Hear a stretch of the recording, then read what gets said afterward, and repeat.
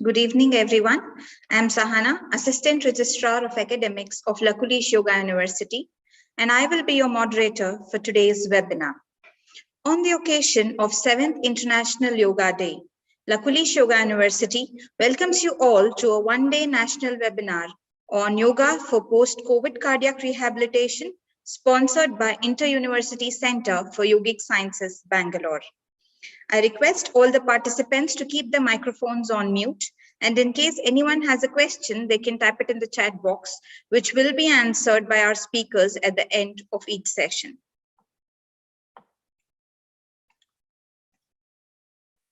We are living in unprecedented times and coursing through the pandemic comprehensively, but simultaneously learning a lot about the threat it poses to people with heart disease. It's not what's affecting the public health, but also social and economic activities. COVID-19 is affecting the heart, and those who have pre-existing heart disease have higher incidence of severe infection, thus making it double-edged threat. So taking care of our heart right now is more important than ever. Risk of getting COVID infection might be similar for all, but once infected, heart patients have higher chance of acquiring severe form of the disease. So those who are immunocompromised with associated heart disease are theoretically at a greater risk. A growing number of studies suggest many COVID-19 survivors experience some type of heart damage, even if they didn't have underlying heart disease and weren't sick enough to be hospitalized. This latest twist has healthcare experts worried about a potential increase in heart failure.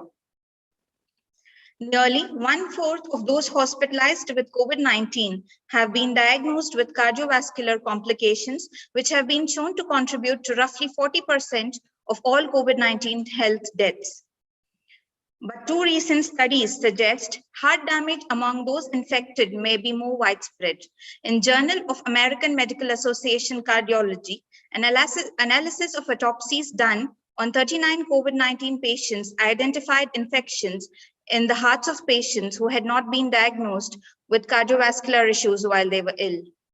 Another Journal of American Medical Association Cardiology study used cardiac MRIs on 100 people who had recovered from COVID-19 within the past 2 to 3 months. Researchers found abnormalities in hearts of 78% recovered patients and ongoing myocardial inflammation in 60%. The same study found high levels of blood enzyme troponin, an indicator of heart damage, in 76% of patients tested. Although heart function appeared to be generally preserved, most patients in the study had not required hospitalization. After 2 waves of pandemic, we are seeing an increase in number of cardiac issues in patients in post-COVID recovery. So the need of the hour is to understand about post-COVID cardiac complications and how to help in the path of recovery. From the situation, it looks like people suffering from post-COVID complications will need long-term rehabilitation. There are several medical researches going on to find out what helps the best in recovery from COVID and also to help with post-COVID syndrome. What stands out as the best form of treatment in respect to recovery is yoga. Yoga is a science and ancient wisdom that has catered to all needs of human life. Yogic practices of lifestyle have proven effective in maintaining not only a healthy mind, but also a healthy body. There are several researches that state that yoga not only helps one breathe better on a daily basis, but also helps them recover from cardiac issues. Yoga is not only cost-effective, but also easy to practice and is often practiced to keep cardiac issues at bay or to manage them effectively. It is high time that we should inculcate such time-tested ancient practices into modern rehabilitation process. Our country is recovering from the second wave of COVID-19. Now would be the best time to learn about post-COVID cardiac complications and how yoga can help in rehabilitation. I would like to start our first session for today by Dr. Shailesh Desai ji on post-COVID cardiac complications, current trends. It gives me immense pleasure to introduce him to all of you today. Dr. Shailesh Desai ji has MD and has a mission to prevent and reduce death and suffering caused by heart disease. He has done pioneering work in the field of cardiac rehabilitation, health, and disease prevention. He is the director of Cardio Uno Plus Heart Disease Prevention Rehabilitation Care Ahmedabad, ex-chief cardiac rehabilitation department, Krishna Heart Institute, Ahmedabad. He's an honorary cardiologist at Physical Research Laboratory and Institute of Plasma Research, Ahmedabad. He obtained 1 year's advanced training in cardiology in USA at Deborah Heart and Lung Center, New Jersey, and VA Medical Center, Los Angeles, USA. He has received awards in preventive cardiology, rotating lectureship award, oration award, the award of best guest speaker by the Rotary Club of Ahmedabad. He has research publications and he is motivating hundreds of people through World Heart Day Walk for Health rallies. Dr. Desai and Happy Heart Support Group have been organizing heart health awareness rallies on each World Health Day for the last 15 years. Hundreds of people participate every year. Participants of the alley also get the benefits of health seminar, heart exhibition, free gift of excellent health education material, and most importantly, the benefit of concessional heart health checkup. Dr. Shailesh Desai has been associated with Luckily Sugar University since many years. He has worked exclusively towards cardiac rehabilitation and prevention of heart diseases for many years. And I confidently state that he is our country's one of the leading experts in this field. A very kind and modest person by nature. We are very happy to have you here with us, sir. Now I request you to start your session. Thank you.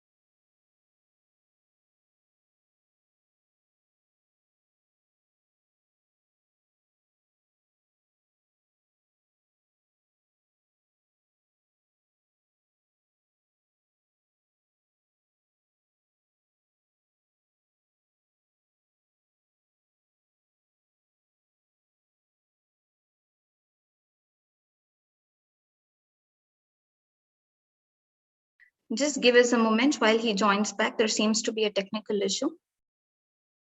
Thank you for waiting.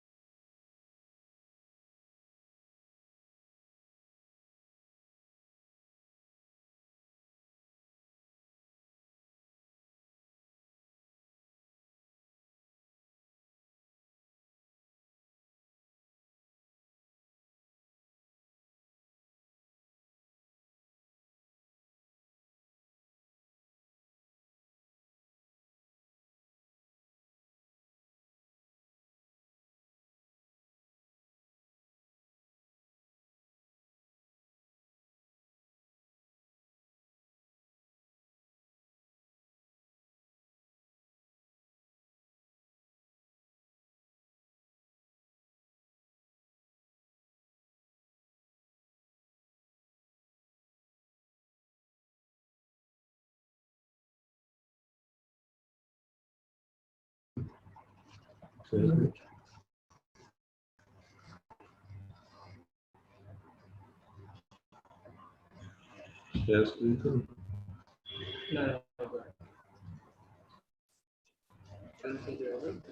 Dr. Shailesh ji has joined us. I request him to start the session. Thank you. At the outset, the screen says that host disabled partition screen. Okay, start my video. Fine.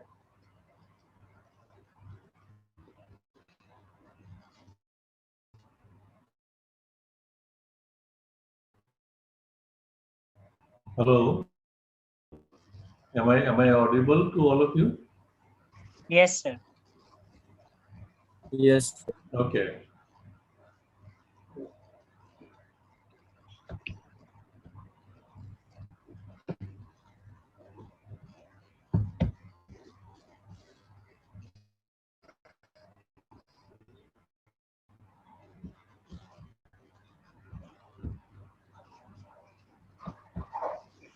Yes.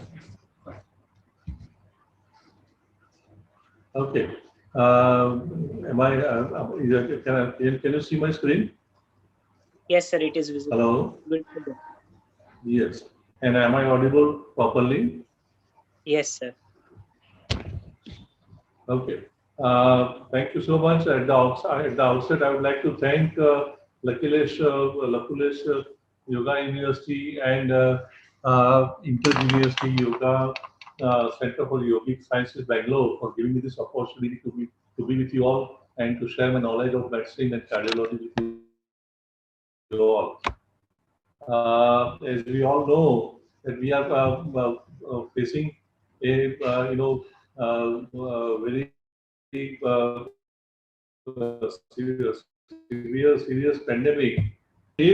Hello, we are pending a severe pandemic of corona epidemic.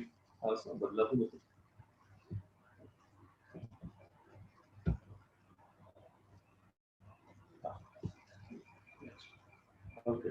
Severe pandemic of corona epidemic.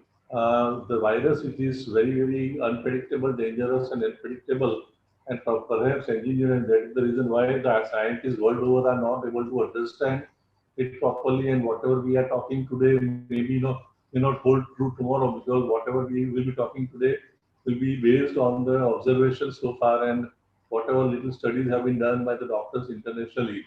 So this virus is very compared to the common flu virus, it is 10 to 8 to 10 times more dangerous, more carries more mortality. And so far, it has claimed 18 crore lives and 40 lakh, 18 crore cases we have observed, and 40 lakh deaths till today it has recorded. Actually, COVID is affecting primarily the lung, producing hypoxemia, but it also damages the body by various other mechanisms like producing a lot of cytokines, producing inflammation, and producing blood clots in various organs. So it affects lots of organs in the body, but today we will be talking about only the cardiovascular system and how it affects the heart patient post-COVID. So you can see from this slide that almost 40% of the deaths after corona are attributed to the cardiovascular complications. That means they died because of heart attack or other cardiovascular complications. Now, why so many? Why 40% of them will be dying of heart problem?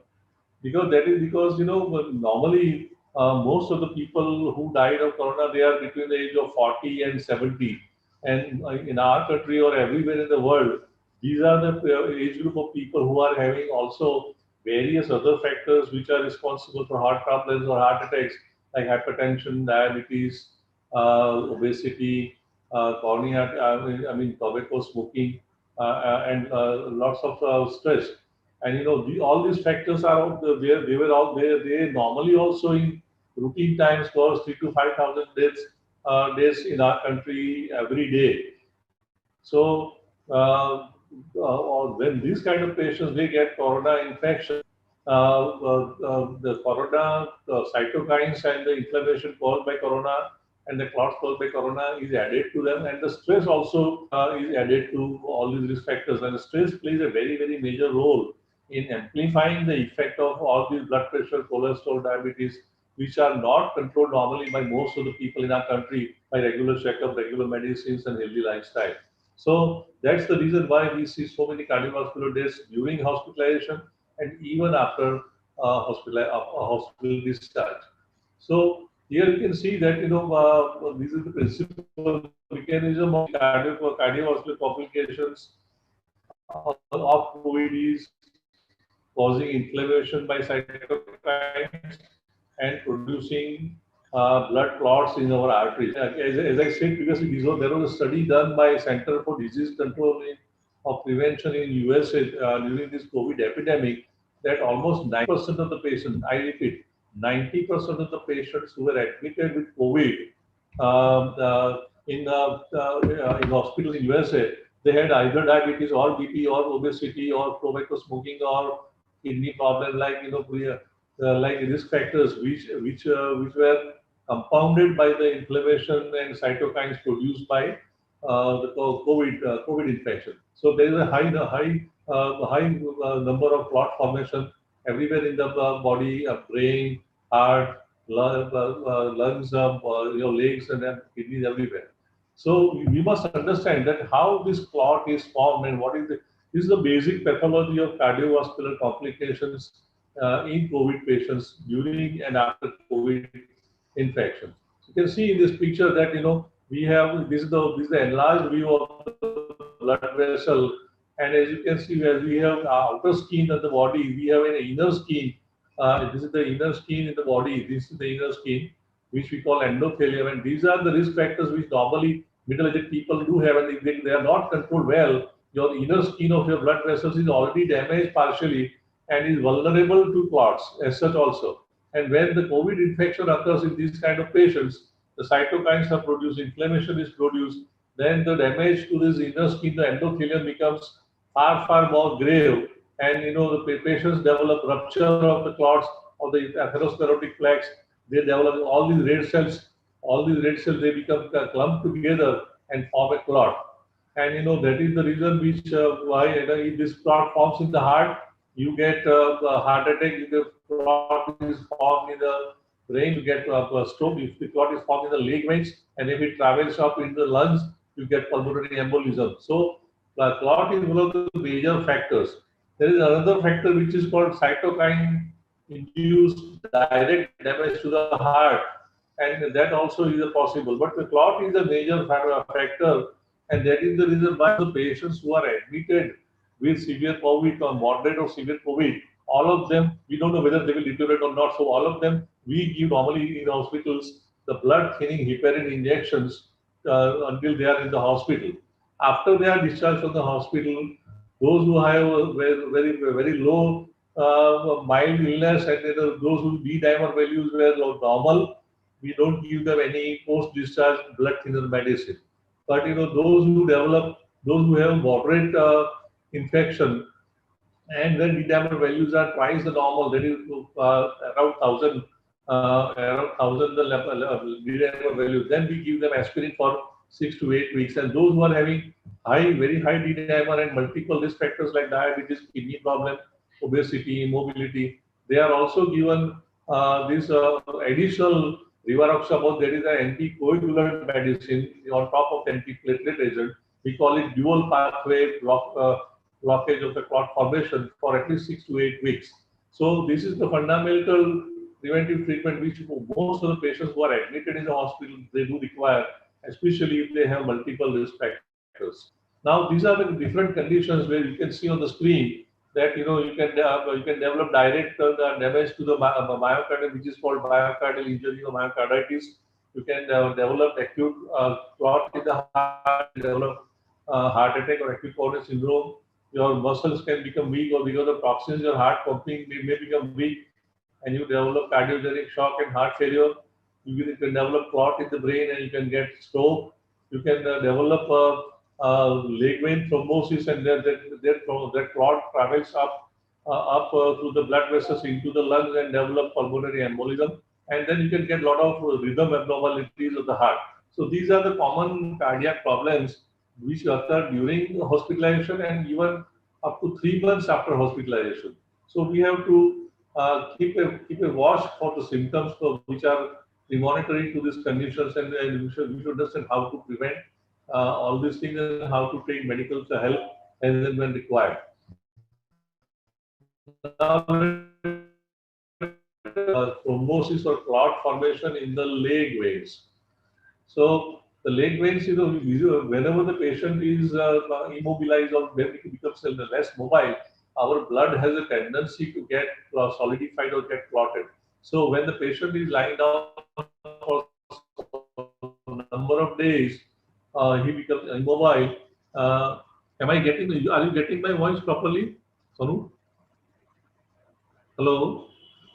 Yes, sir. You are getting my voice? Yes, sir. Because I am getting some warning that the internet connection is poor. That is what I am getting. Anyway, so when the blood gets clotted in the leg veins, it tends to travel into like this from the leg into it travels up into the heart, right heart, and from right heart it goes into the lung artery and blocks a major part of the lung artery, and that particular part of the lung does not get any blood supply, and this is called pulmonary embolism. And that has said it causes sudden onset of chest pain on one side of the chest with breathlessness, tachycardia, sweating, apprehension, and fall of blood pressure and fall of oxygen levels. So this is one of the very lethal, and we have a very dreaded complication of post-COVID effect, or even during hospitalization and after hospitalization. Those who are bedridden, they can develop this kind of pulmonary embolism problem because of the clot in the leg veins. So this is one problem which is more frequent. Other problem is the tachycardia or the rhythm abnormality or the irregular heartbeats of the heart, and that is partly because of I would say call it physiological phenomenon, another is a pathological part. The most percent cases in the tachycardia is nominal to the tune of 90 to 100 or 110 beats per minute, and that is mostly because of basically anxiety, weakness, deconditioning of the body, and you may not worry about that, but you have to be a little watchful about it. But those who are having beats more than 120 or more than 150 or episodes of sudden onset of palpitation and tachycardia, 180. So these are the patients who immediately required to go to the doctor and get investigated. It's like this, and then the patient gets palpitations. So all these patients who are not having, minor tachycardia or minor. When I'm saying heart rate, it should be counted at when you are resting. When you are sitting and if your heart rate is around 10 or 90, then you should not worry much about that. But if your heart rate is more than 130 or more than 150, if you get episodes of palpitations, if you get shortness of breath with minimal exertion, then I think it is abnormal and you should contact the doctor. The upper part shows the electrical wiring system of the heart, where the short circuiting goes. That wiring system gets damaged because of COVID inflammation, and this is why you develop a very severe tachycardia like this. So this is also one of the complications of the heart coronary during recovery. Now, the most dreaded complication is heart attack. We have heard many people that he was discharged or he was to be discharged. He went home and after few days he suddenly died of heart attack. And that happens because of the inflammation continues for some more days. And the blood vessels. If you stop the blood thinner medicines, or even if you continue blood thinner medicines, the protection of this medicine is not 100%. 30 to 40% patients may develop clot in the artery of the heart, and that patient can develop heart attack and damage, and then he gets a pain in the chest, as it is shown here in this figure. The pain is usually in the center of the chest, might radiate to the shoulder or the upper part of the neck or back, it may radiate up to the left arm. This kind of pain with sweating, with government, nausea, vomit, if you are sitting and even then you are getting severe pain, then you should immediately contact a doctor and go to the nearest hospital. And if the emergency angioplasty is done, most of the lives can be saved. So this is also one of the complications of clot formation after COVID. Now, this is one thing which we cardiologists hear more, myocarditis, because this is something which we can't do much about it. Many patients, according to one study done by Journal of American Medical Association done in USA during 1920 corona admissions, and it says that almost 70 to 80% patients who were admitted for severe COVID infection, they had evidence of damage to the myocardium or the muscle tissue of the heart. They indicated by some blood tests like HSCRP or imaging studies, and that continued for a few weeks after the. So this myocarditis is kind of inflammation of the heart muscle, and it might continue for a few 6 to 8 weeks after your discharge. And that is the reason why you should be not in a hurry to resume strenuous physical activity within first 6 to 8 weeks. And what are the symptoms? Normally, this inflammation does not. If you get inflammation in your hand or leg, you get pain over there. But the heart tissue, when it gets inflamed, it does not create any pain directly, but it causes symptoms of weakened heart. What are they? They are fast pulse rate or tachycardia. You walk a little bit and you become out of breath. Your pulse goes up very fast. You develop pumping failure of the heart and you develop swelling of the feet. And you start getting shortness of breath even by small movement or even during night. You might develop shortness of breath. So these are the things which are suggestive of unusual tachycardia, even at rest, becoming breathless or developing tachycardia while with minimal movement. These are the signs of a weakened or inflamed heart. So in that cases, you should go to the doctor and get the ECG, echo, just a various blood test done. So there are some limited tests available. In most of the patients, number 80 to 90% patients over the period of next 6 to 8 weeks, this inflammation gradually subsides and patients usually recover. But 10 to 15% patients might be unfortunate and they might develop progressive damage to the heart, weak and dilated, and they go into heart failure. So this is one of the common problems, and usually it is diagnosed by echocardiogram, ECG, and by this kind of biomarker, troponin test, leukocyte count, C-reactive protein. There is one HSCRP, that is heart specific CRP. So these are the tests which can help you to diagnose myocarditis. This is also one of the common complication. Now, the same blood clot which has been troubling us, that if that goes to the brain, it forms in the brain arteries, then you get suddenly stroke also.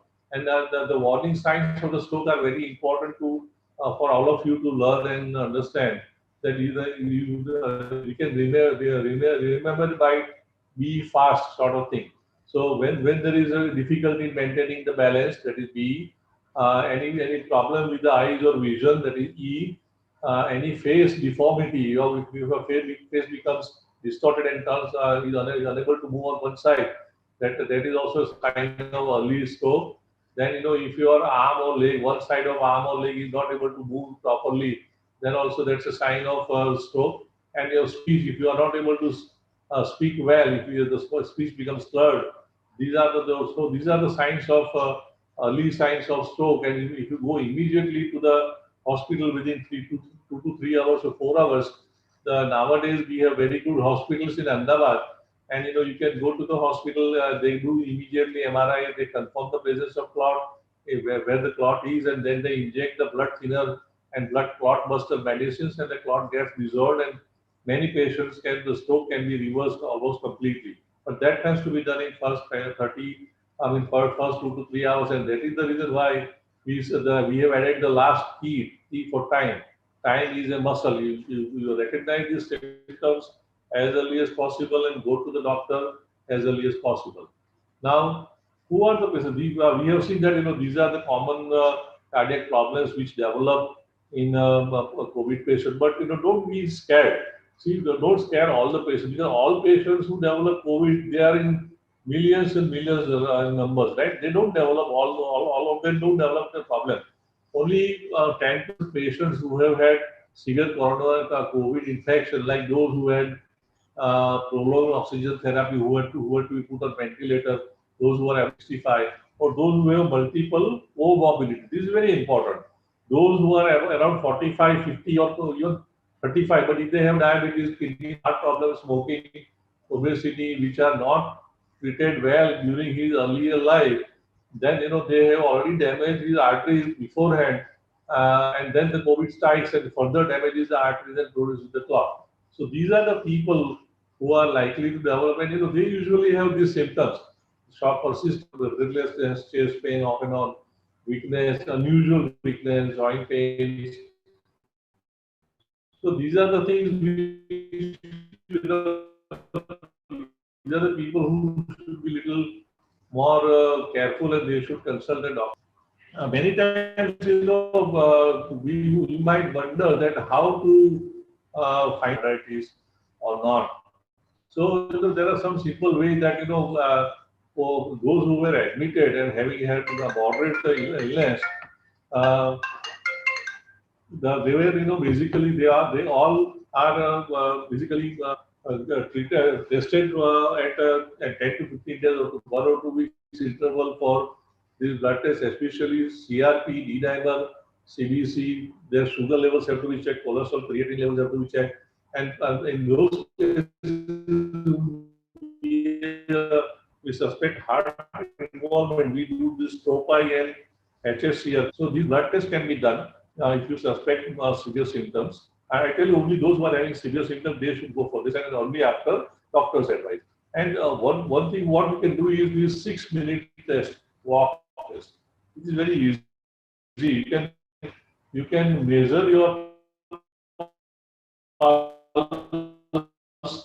seated for 10 minutes, baseline so your blood pressure and baseline pulse rate, and then note it down, and then walk in the hallway or in your house or in your compound for 6 minutes as fast as possible, as much as you can possible, and after 6 minutes you again check your pulse and oxygen level, and if that shoots up beyond in a normal range. So normally, pulse rate can go up to 20 or 30, but from 90 it becomes 140 or 150. And if it takes long time, 10 to 15 minutes to come, 10 to 15 minutes to come back to normal, or if your oxygen level falls for more than 3 or 4 points, suppose it was 97, it has gone down to 90 after walking, then these are the signs that your system is compromised, heart and lungs, and you need to consult the doctor. So these are simple things which you can do at home, and you and your doctor have to be in touch with each other. That is important. That be in touch with your doctor. If you find any unusual symptom like unusual shortness of breath, unusual fatigue, unusual palpitation, tachycardia, or any weakness in one particular limb or difficulty in speech or vision, you should come in and talk to your doctor and then follow his advice regarding further testing. Now, many patients have a question that what kind of activities we should do, and when who should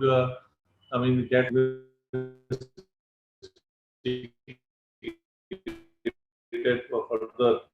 Not all patients, the most of the patients usually have mild problem and they don't require that those who are having common and mild illness, who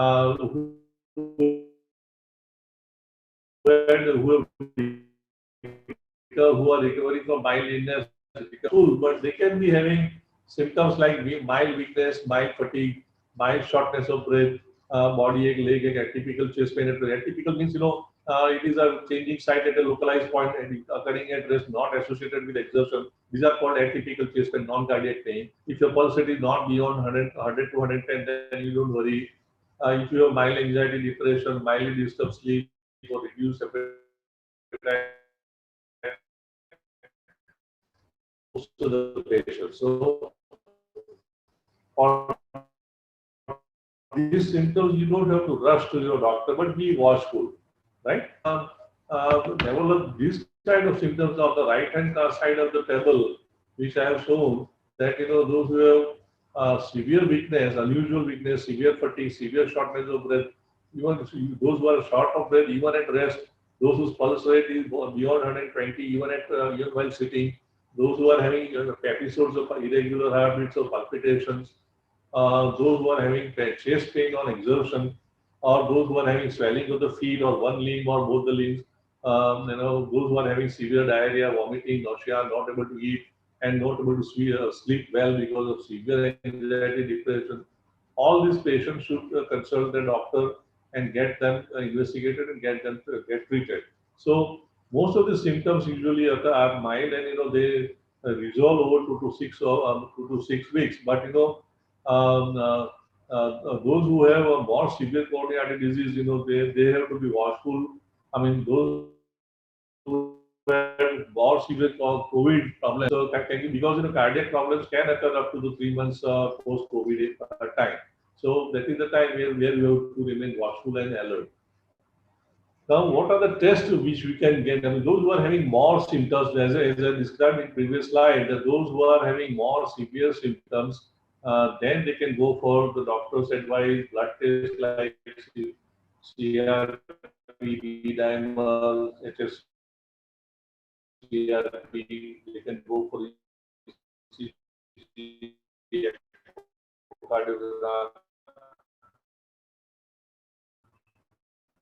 and sometimes we do by research also. These are the tests which everybody above the age of 40 should get done every year, because if you control your diabetes, blood pressure, cholesterol, weight, stress, and everything, your arteries, the inner skin of the arteries will remain healthy, and we are going to face probably more such epidemics in future also. So if you don't develop immunity by popping up some smells, some capsules of immunity, vitamins, tablets. That immunity develops only for after a long time of good health, healthy lifestyle, regular treatment of whatever problems you have, like diabetes, blood pressure, cholesterol, avoid smoking, take good healthy diet.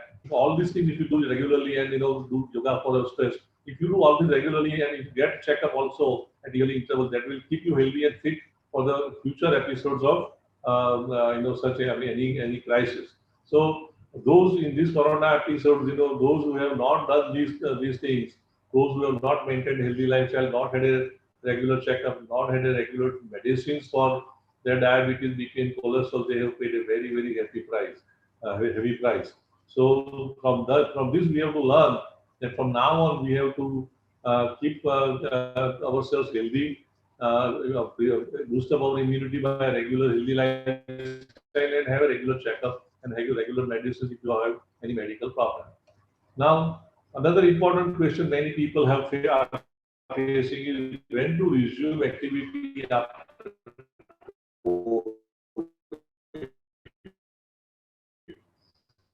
So most of the patients, those who have mild to moderate disease, they can start exercising from the people. Then you can, for next 6 to 8 weeks, you can start gradually, doing regular walking or cycling or treadmill exercise gradually. You start with, 10 to 15 minutes walk twice a day, then you increase by 5 to 10 minutes every week.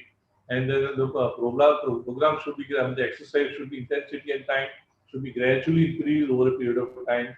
And one very important thing is that nobody should try heavy weight training or very strenuous exercise for at least 3 months post-COVID, whether it was mild or moderate or severe, right?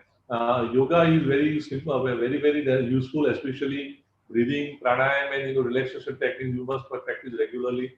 You can start walking after second week, and it is said that if you do regular exercise and yoga during your normal life, it reduces your risk of getting COVID by 35%, and it increases your chances of developing antibody by vaccines or infection to the tune of 50%. So this is a big benefit of regular exercise and yoga. And those who were those who were admitted with severe COVID, for them, 2 weeks they should not do any physical activity. They should just move home. They should remain homebound, and then they can do the self-minute 6-minute walk test at home. Keep an eye on your heart rate, oxygen level, and then avoid strenuous exercise for at least 8 weeks post-COVID, and take medical advice before you start exercise program. These are very important things. Now, stress again. I would after exercise. Another important part is management of stress, because stress worsens everything. So it worsens your blood pressure, worsens your heart rate, worsens your heart health, worsens your sugar, cholesterol, coronary spasm. It produces blood clot. So it is very important to control your stress, which is very common post-COVID because of various issues, financial or fear of death, fear of getting it again, like that. So we have seen that almost 7 out of 10 patients of COVID, we have to prescribe them tranquilizers. So that may be initially necessary for about a month or two, but in long run you should recover by doing very regular yoga, and you should concentrate on the relaxation techniques like savasana, meditation, brahmari pranayam, omkar, nadi shuddhi, like that. These are very, very important, very effective ways of reducing your stress and repairing your body, improving the chemical balance of the body. So, friends, if you want to remain healthy, if you want to keep your heart healthy, you have to have a prudent diet. Heart healthy diet. You have to exercise regularly. You have to do yoga regularly. It has to be this has to be part of your daily routine.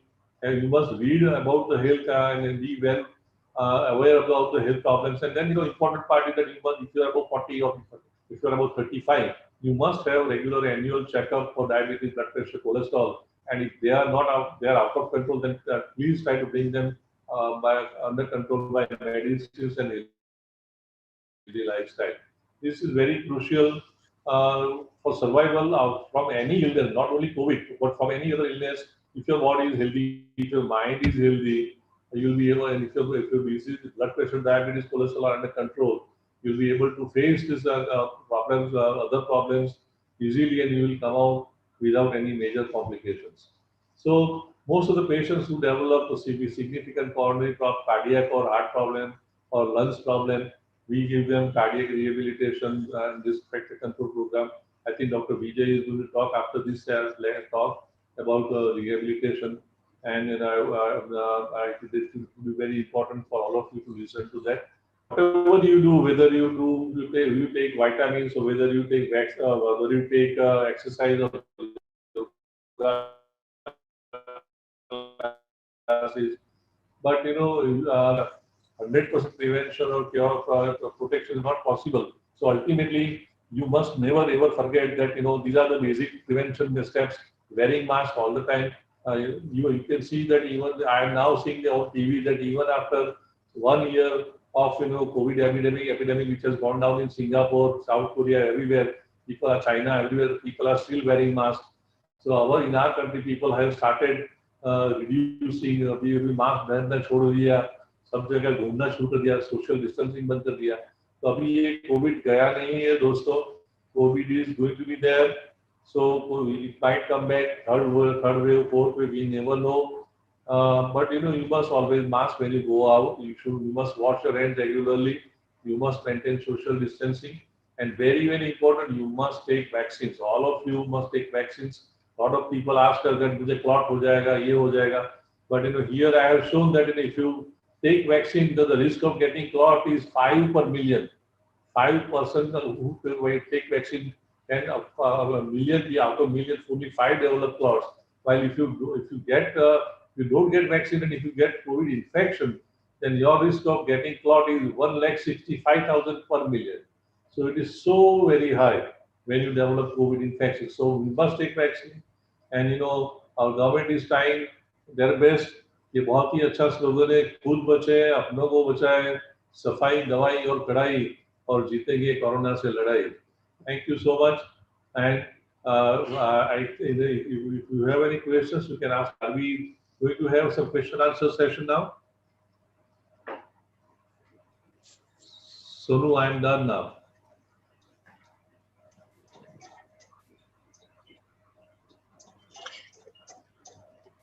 Thank you so much, sir. Hello, hello, sir. We would like to take few questions. If there are any, please do type it in the chat box.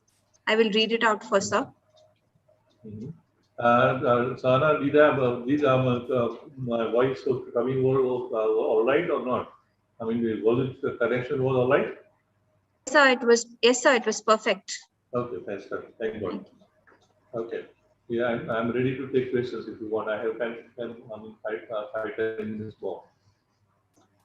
Any questions, please do type it in the chat box.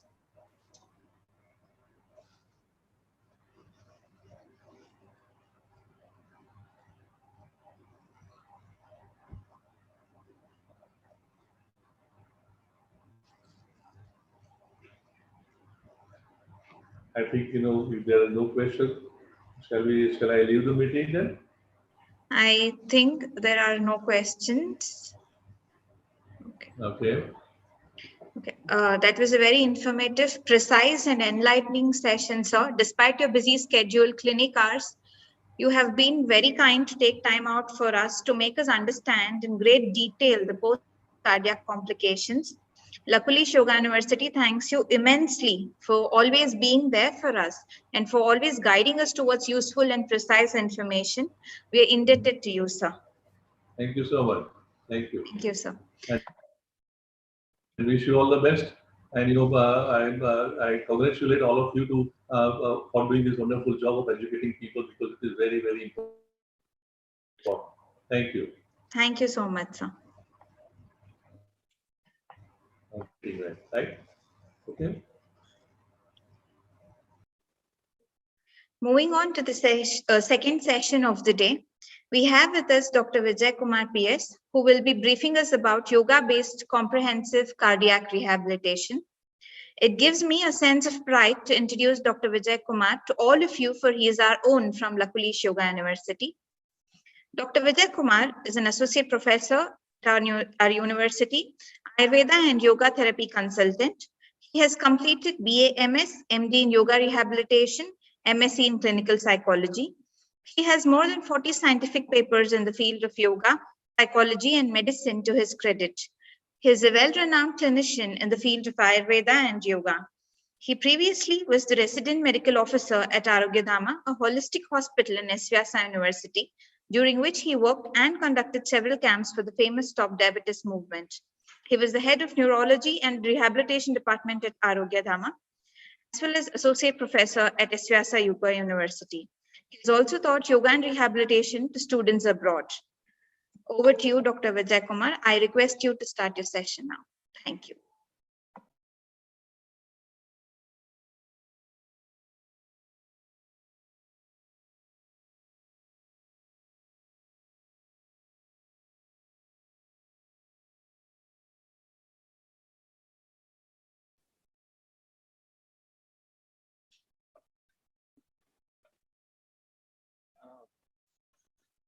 Thank you very much. Namaste, everyone. Very good evening to all. So, without making further delay, let me try to share my PPT here.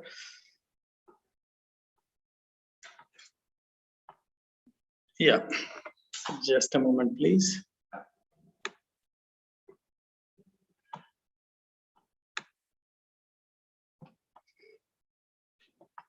Yeah. So, for today's webinar, I've been given a topic of yoga for comprehensive cardiac rehabilitation. As we all know that, before we get into the corona part, all we have to know is cardiovascular disease, or CVD, the category of disorders related to heart and blood vessels. They've been the prime cause of global mortality and morbidity, the major cause of death, whether we could call it as it's a detrimental non-communicable disease that causes maximum number of mortalities, deaths, and disabilities all around the world.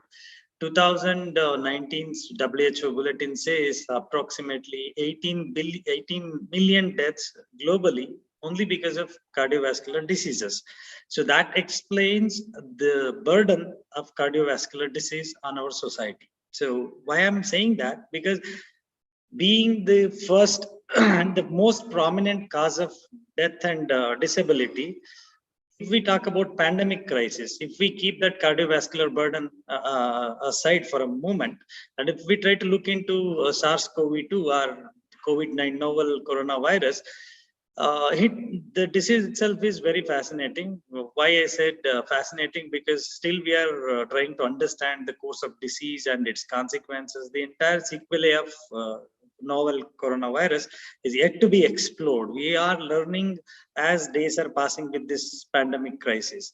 So if we try to understand this disease based on our available information, it goes by 3 stages. As the stage 1 would be the mild and early stage. 80% of people who gets into the contracts this novel coronavirus develops mild and early symptoms like cold, cough, running nose, and little bit fever and here and there, and they will recover without any complications. But rest of the 20% gets into moderate, that infection localized into lung field. Then the third stage, that is severe and systemic phase, where because of the hyper-inflammatory response, because the cytokine storming and other cascade of inflammatory response in the host immune response, that is where we get to see most of the cardiac complications.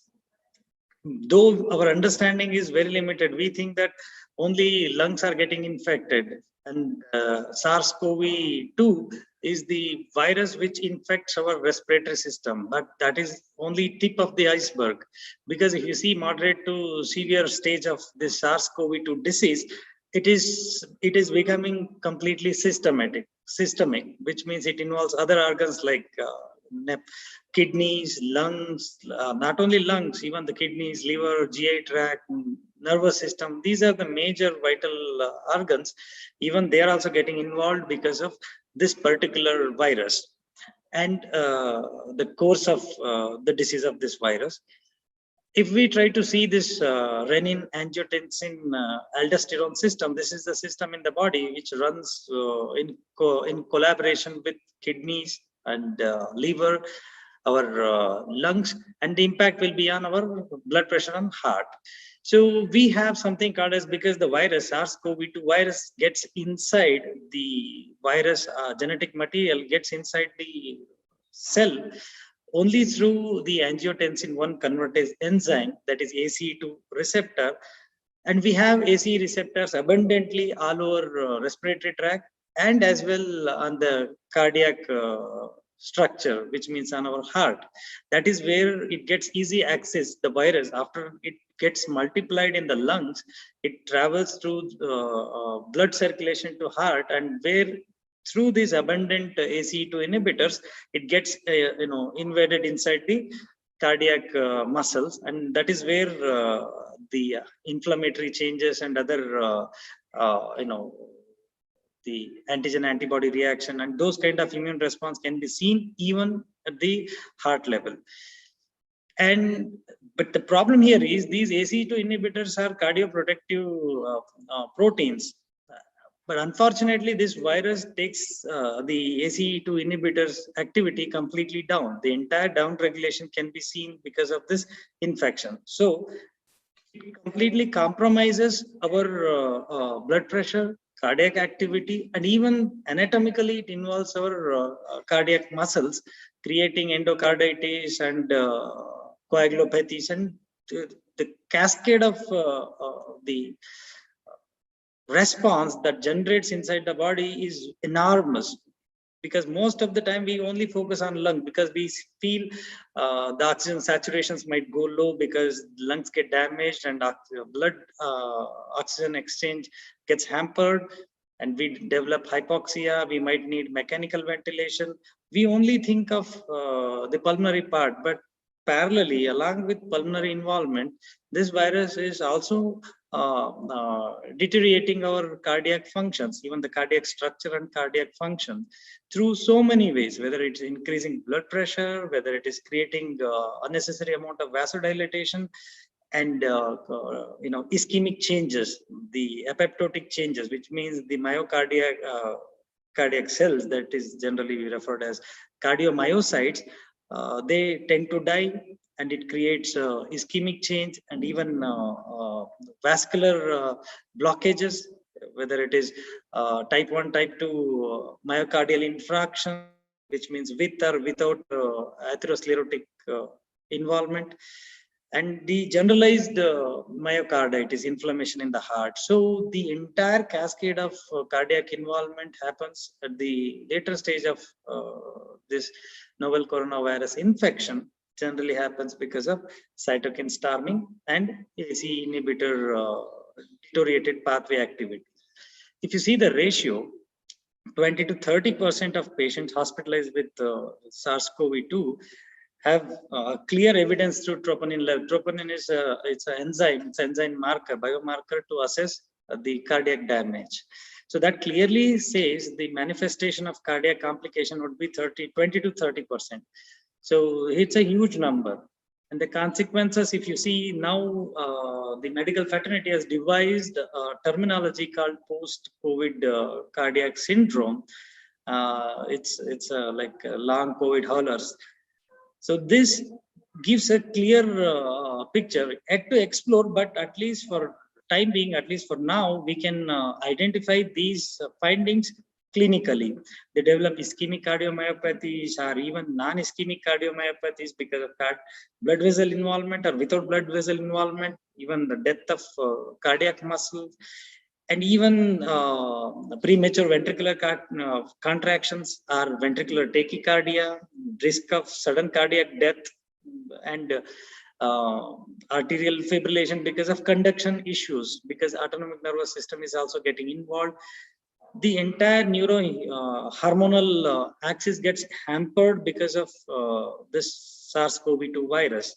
The myocardial injury to the heart goes with even lack of blood supply because of swelling in the heart, that is inflammatory response, and even atherosclerotic changes, and even the endothelial involvement that creates micro thrombi, microinfarcts because of small blood clots, because SARS-CoV-2 involves the entire coagulation cascade, and it creates drastic change in that aspect as well, and atrial fibrosis because of the damage. So this is so far, so that this is the picture what we got, how SARS-CoV-2 influences individuals' cardiovascular system.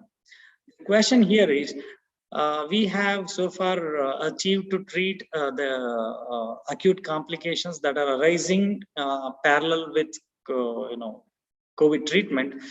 But what about post treatment period? Once they get discharged from the hospitals, they do need something called as rehabilitation, because the damage, the insult that has happened to their heart and even the entire vascular structure, that has to be restored. At least how much ever possible, we should try in that direction. So that is where the rehabilitation parts gets in, because we have to bring them whichever the possible closest way to their normal state.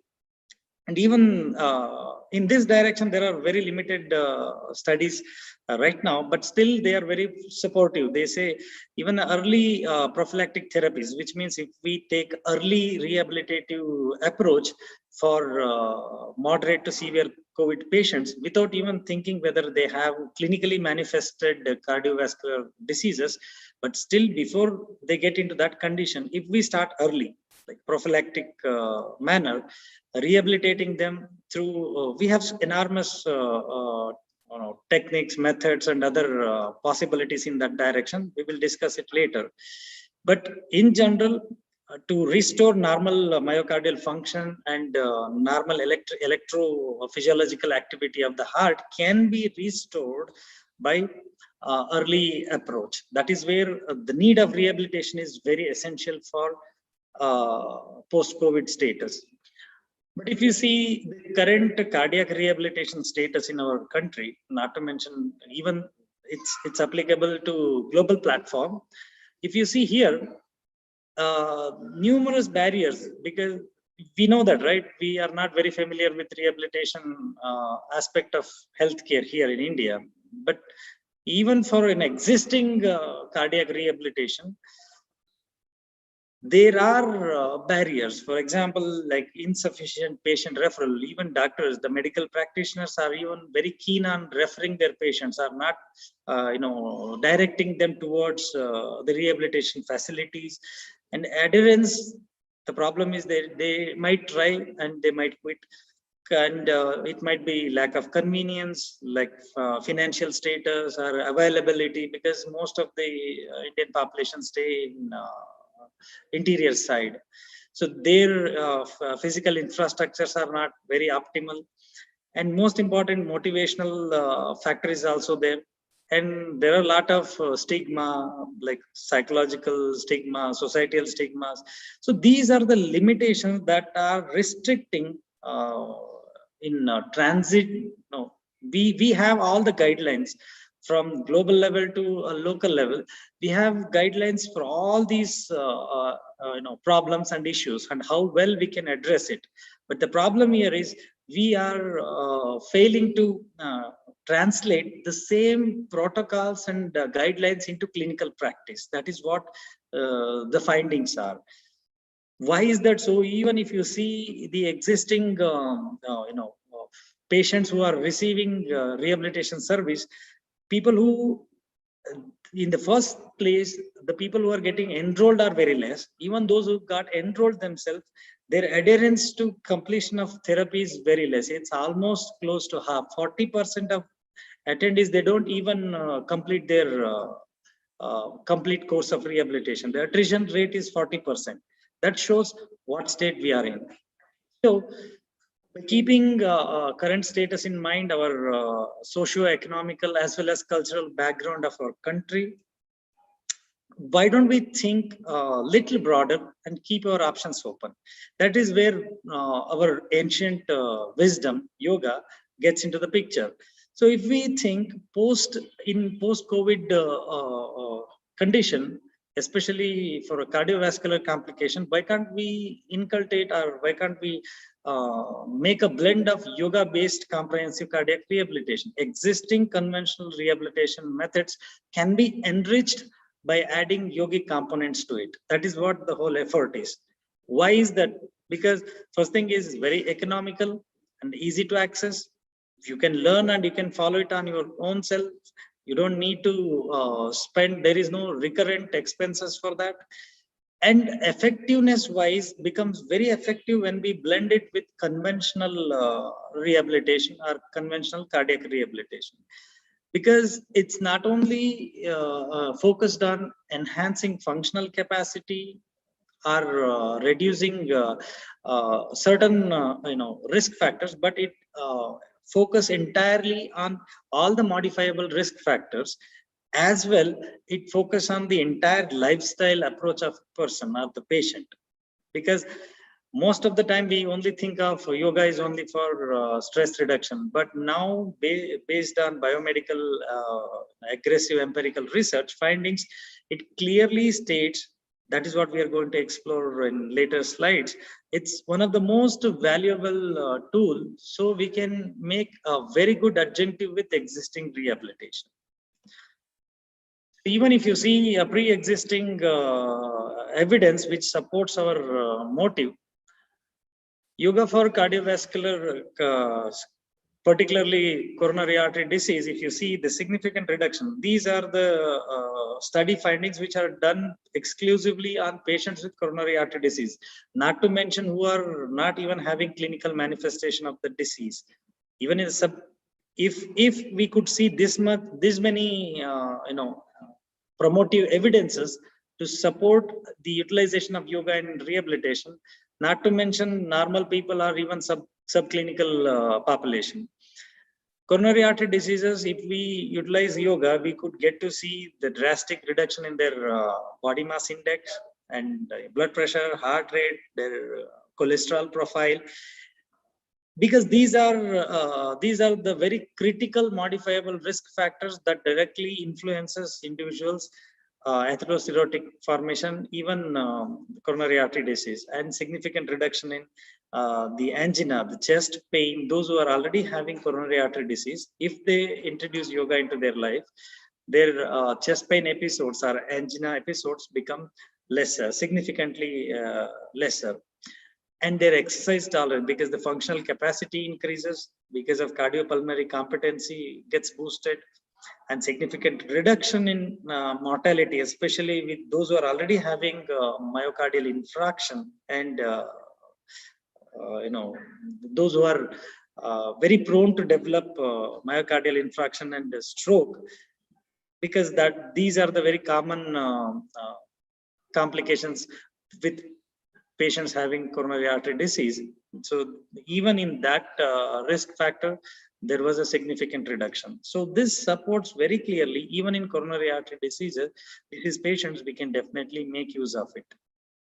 And when we talk about arrhythmia, because this is also one of the common complications, what we are seeing in SARS-CoV-2, when it comes to arrhythmia, we all know that, right? It is like a disturbed conduction inside the heart, because heart muscle works based on the nerve conduction, and whatever the signal comes from the nerve, based on that heart functions. So the arrhythmia is a signal error. So the entire signal mechanism is based on nervous system. And when we see the nervous system, especially our autonomic nervous system, that is the involuntary system, which regulates all these vital involuntary activities in our body, heart and heart function is also one amongst them. So we could get to see there is an increased sympathetic activity when it comes to arrhythmias. And especially in SARS-CoV-2, there is increased sympathetic activity. And yoga has been found very effective in enhancing the counterpart of sympathetic, that is parasympathetic. So promoting parasympathetic output is one of the most easiest and most convenient tool to reduce atomicity. So the automatic response of nerve impulse can be restored by promoting parasympathetic activity. That is, in that sense, we can definitely work on arrhythmias. And when we talk about the next part, that is yoga and autonomic dysfunction, even this SARS-CoV-2, people are developing autonomic dysfunction. The entire autonomic nervous system, that's something which is very vital for all the involuntary functions. Because of this viral load, the entire cascade of inflammatory response that is generating inside the body is directly victimizing our autonomic nervous system. We get to see reduced heart rate variability and increased abnormal amount of sympathetic tone and reduced baroreceptor sensitivity. All these things are very clear indications of autonomic compromise, especially in SARS-CoV-2. So can we use yoga as an effective tool to stabilize autonomic dysfunction? Answer is yes, because the existing evidence again clearly states by doing yoga, the heart rate variability goes high and the vagal output increases, and obviously the counter parasympathetic activity goes down. Not only it limits us to brain and heart connection, the bidirectional flow of vagus nerve that occupies the majority of parasympathetic activity, it has a bidirectional flow. It influences our entire dopaminergic axis pathways in the brain. Through that, it helps to regulate favorable emotions like positive emotions, and even it enhances our cognitive functions. That in turn gives rise to a healthy behavioral response. So we are not only working on the systemic aspect of it, even we can work on both the ways, the bidirectional influence of yoga. So that is how yoga fits as a very effective tool here. And the next cardiac complication of SARS-CoV-2 is hypertension. So in hypertension, obviously we all know that, right? Yoga is very effective in reducing blood pressure, especially in hypertensives.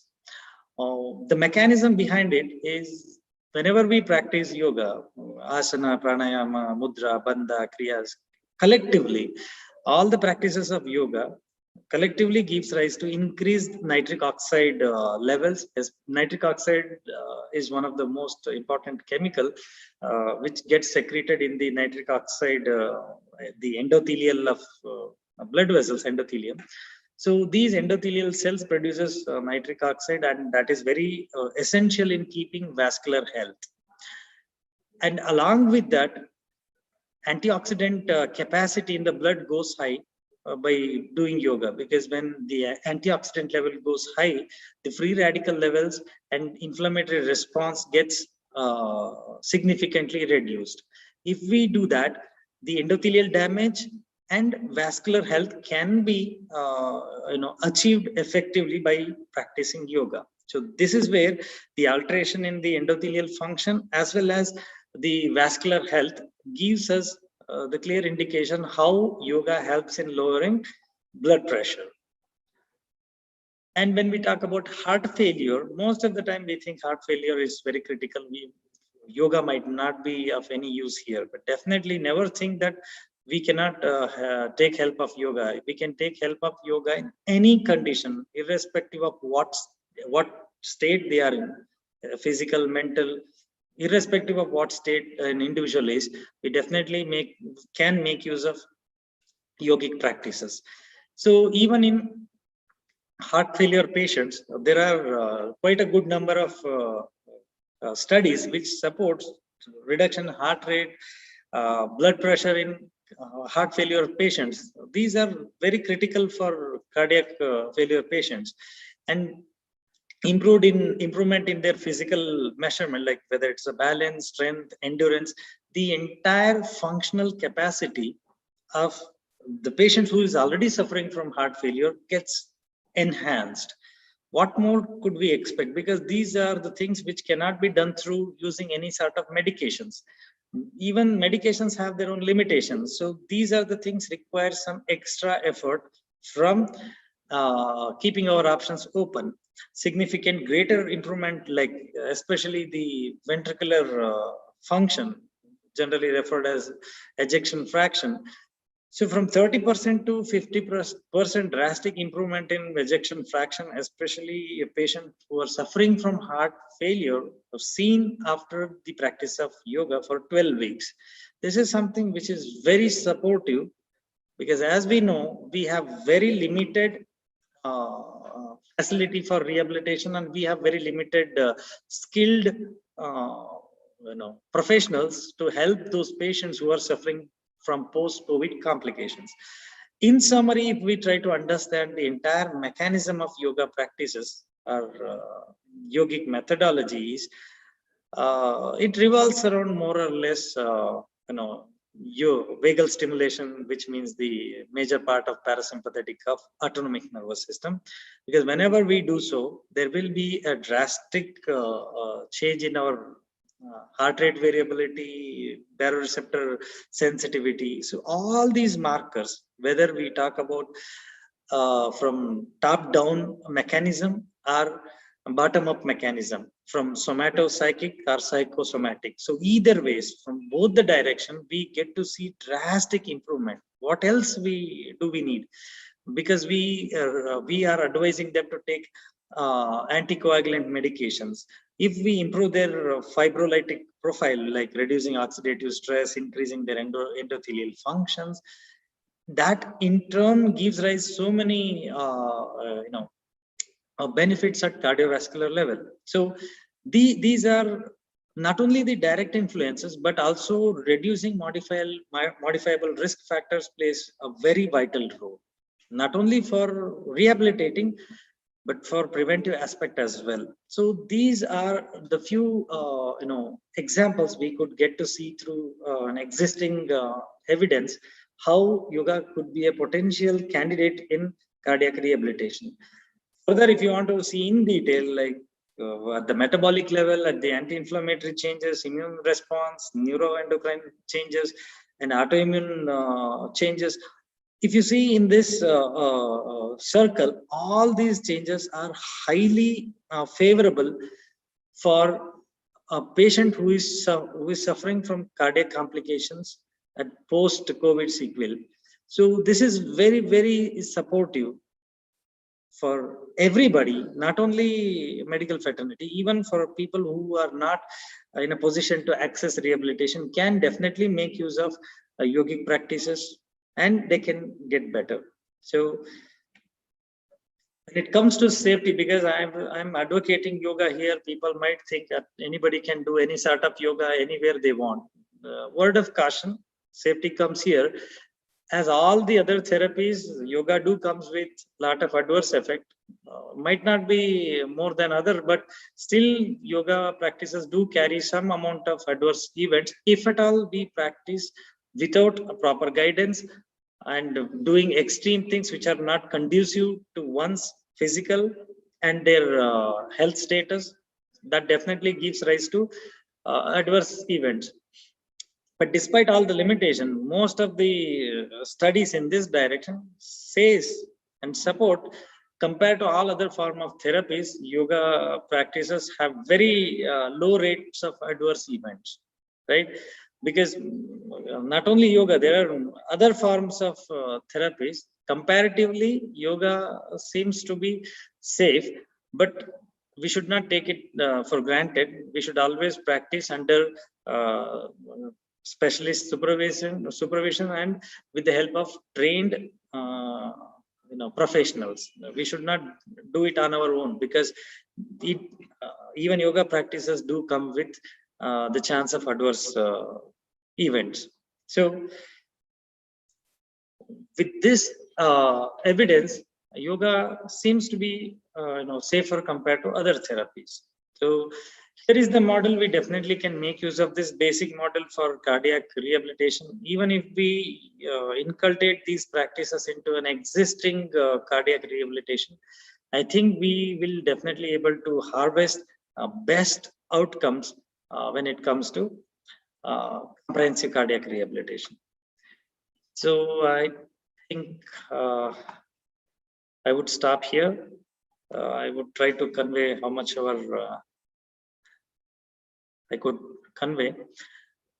So if there are any questions, I would love to take questions.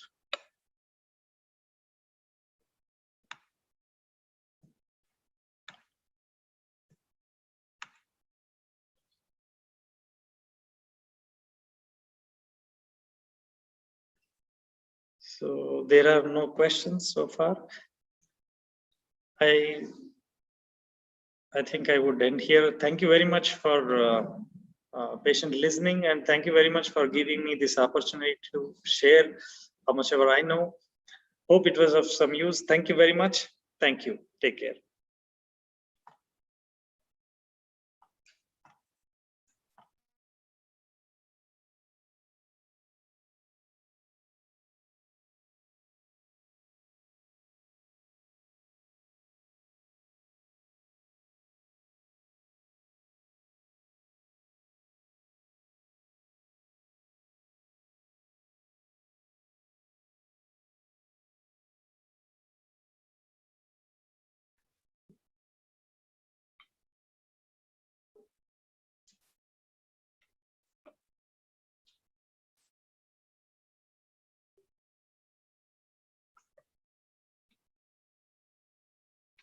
Thank you so much, Dr. Vijay, for the wonderful session.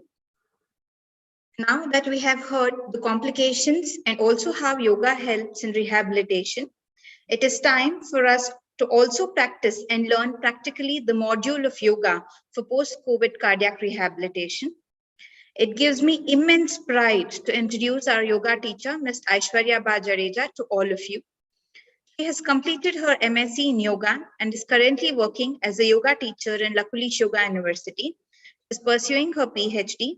She has taught yoga to students from Taiwan and Vietnam. She is an upcoming star in our university.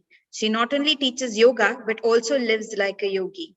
We are very proud to introduce our most hardworking, kind, simple, and modest teacher to all of you. Over to you, Aishwarya, ma'am.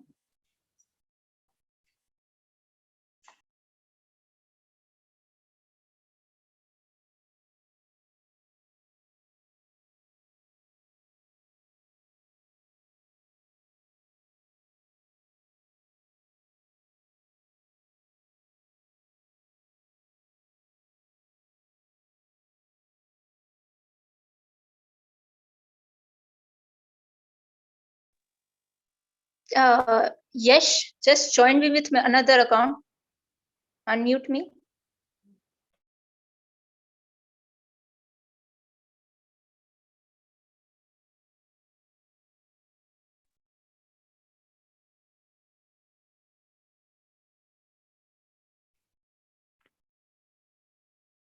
Am I audible? Yes. Thank you, ma'am. First of all, I just go down to the Guruji and Dadaji, Bapuji. Thank you so much to the Lakulik Yoga University and all the organizers for giving me such a great opportunity. Thank you so much. It was a very nice session of the Dr. and Vijay sir. Thank you. Now we'll just proceed further and we'll start with our practical session.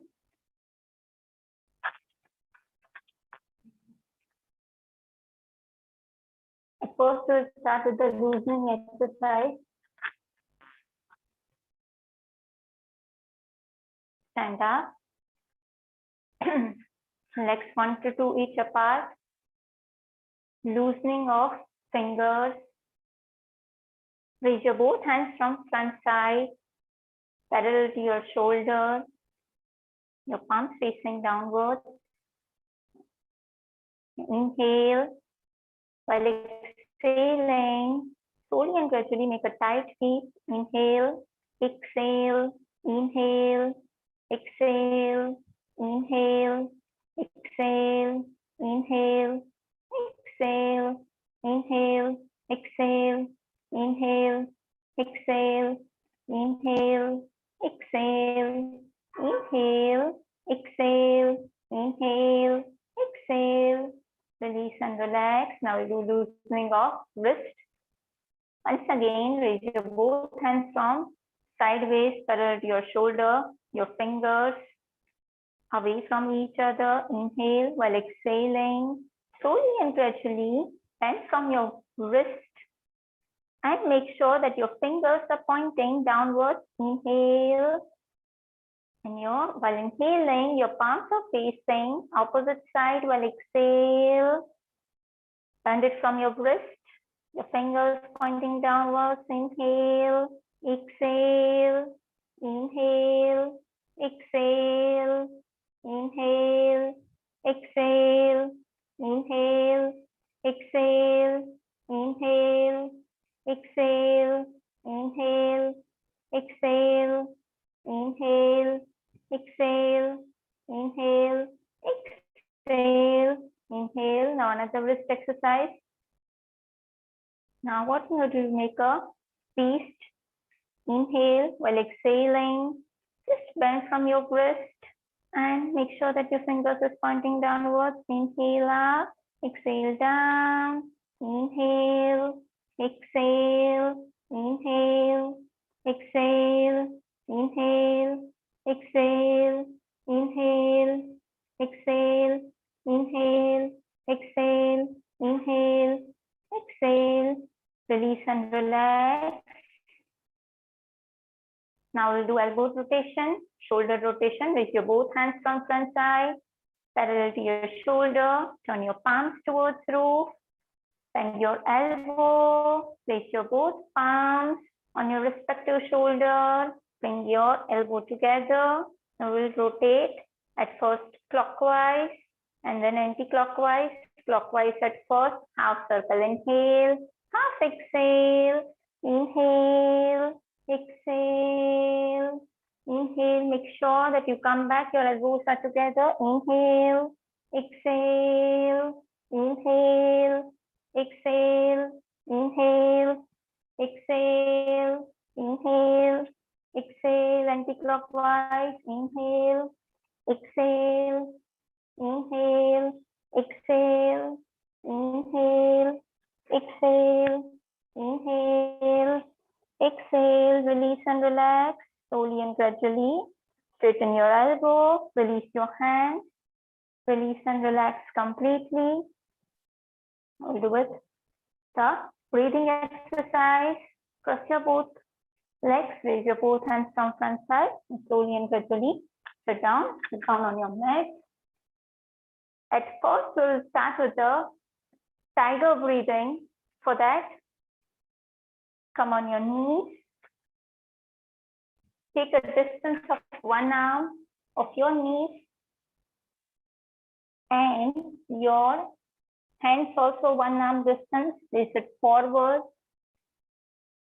Your toes in a flat position. Your fingers pointing opposite side of your body.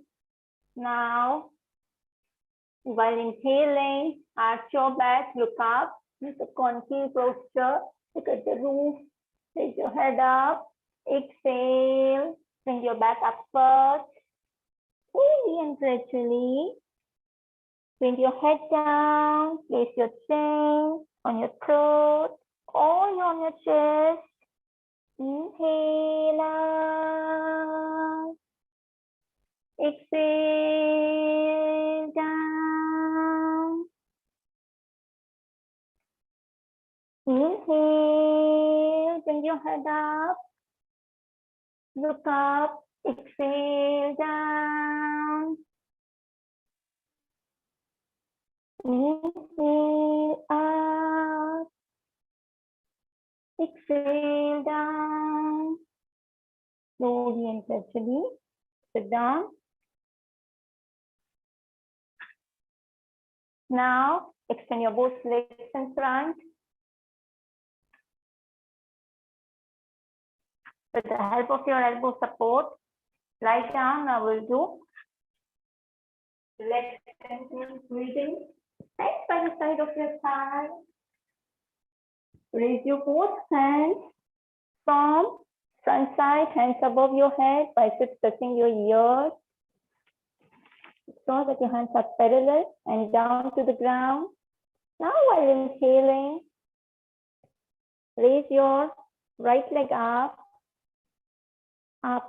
to 90 degrees or as much as you can. While exhaling, slowly and gradually bring it down. To bring your leg up to 90 degrees or up to your capacity as much as you can. All together. Inhale, raise your right leg up. 45 at first and 90 or up to your capacity. Exhale down. Inhale up. Exhale down. Now we'll do with the another side. Now raise your left leg up while inhaling at 45 and 90. All up to your capacity. Exhale down. Inhale out. 45, 90. Exhale down. Make sure that your knees are straight. Last frequency, inhale out. Exhale down. Slowly and gradually bring your both hands down to the side of your thigh. Now we'll do Setu Bandhasan breathing. Bend your both knees. Bring your heels near to your buttocks. The knees upwards. Place your both palms on your back while inhaling. At first, raise your hip up. Raise.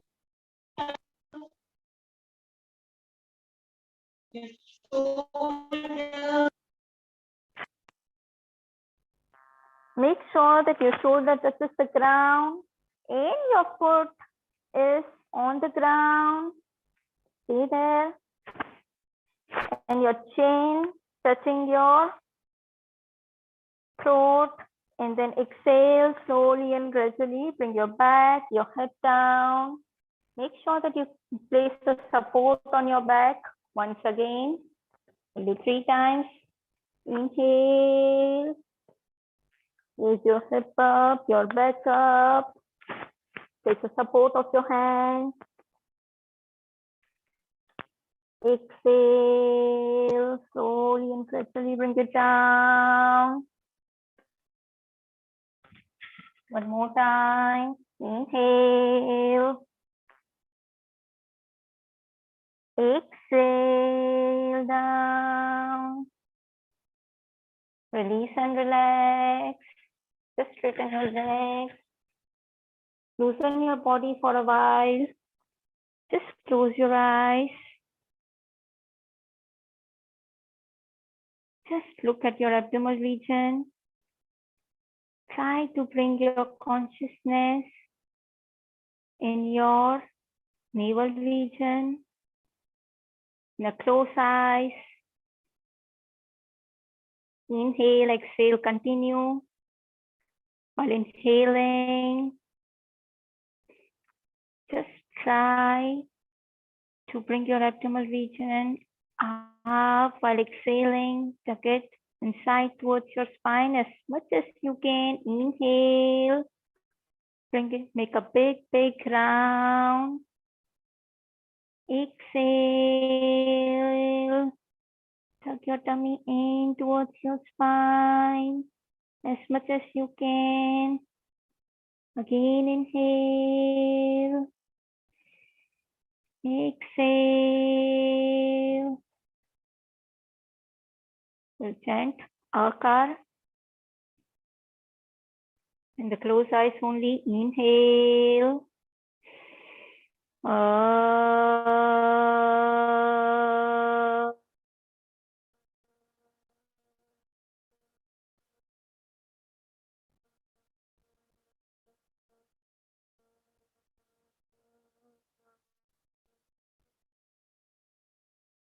Slowly and gradually relax your middle body, relax yourself completely. Raise your left hand above your head, turn your body towards left side with the help of your both palms support. Slowly and gradually come to the sitting position. Now stand up. We'll start with the asana. First, Earth Kati Chakrasana. Anyone can do Earth Kati Chakrasana except the one who has got a severe spinal injury. Bring your both legs together. Hands by the side of your thighs. Raise your right hand from sideways. Hands above your head. Biceps touching your ears. Stretch your body. Exhale. Send your trunk towards left side as much as you can. Don't force yourself. Make sure that your biceps are touching your ears only. Stay there. 1, 2, 3, 4, 5, 6, 7, 8, 9, 10, 11, 12, 13, 14, 15. Inhale. Slowly and gradually come up.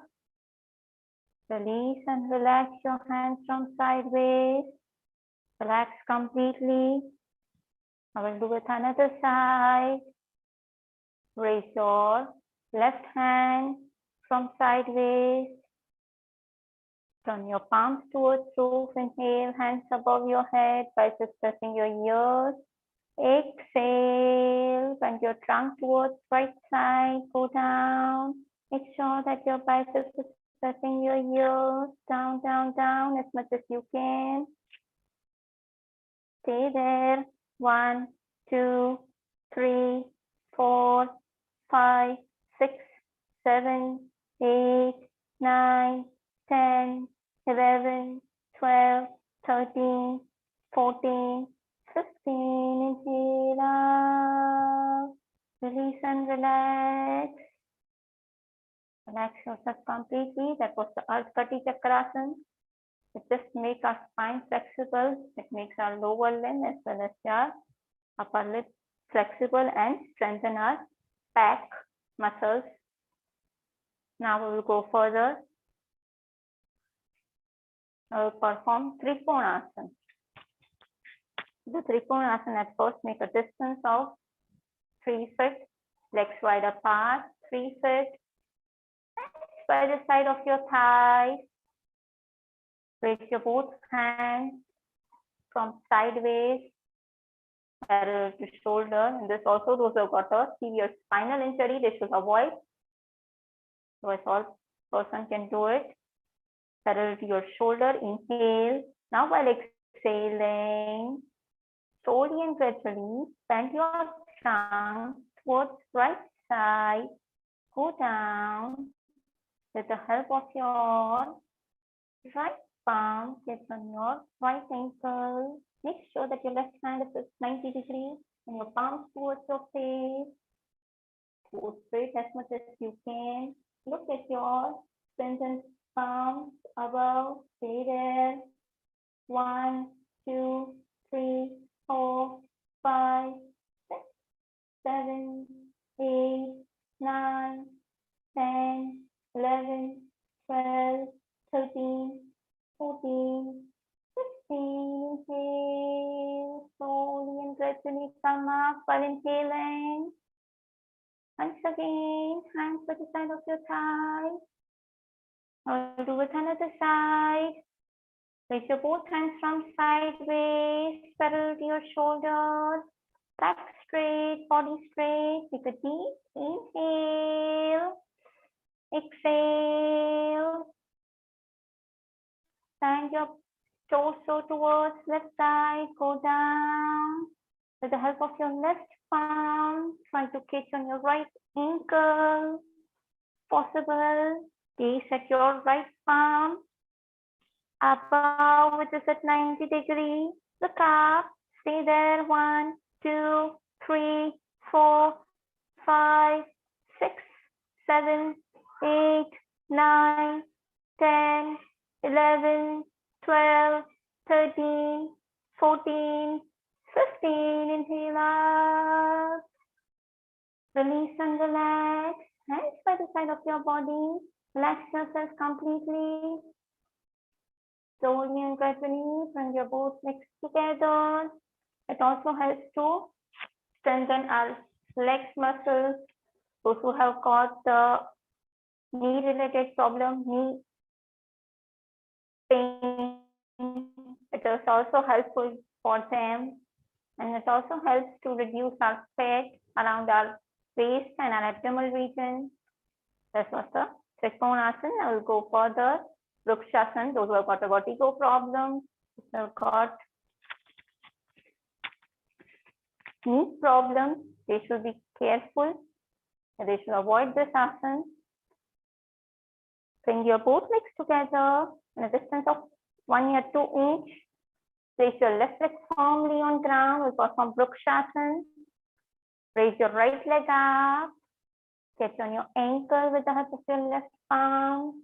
Right palm, and place your heel towards the Muladhara region.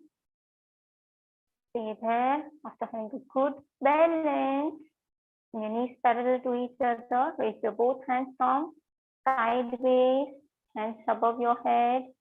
Biceps touching your ears. Namaskar Mudra. Stay there. Look at any 1 point. 1, 2, 3, 4, 5, 6, 7, 8, 9, 10, 11, 12, 13, 14, 15. Slowly and gradually bring your hands down. Release your leg. Now we'll do it another side. Now place your right leg firmly on ground. Raise your left leg up. Get on your ankle with the help of your left palm.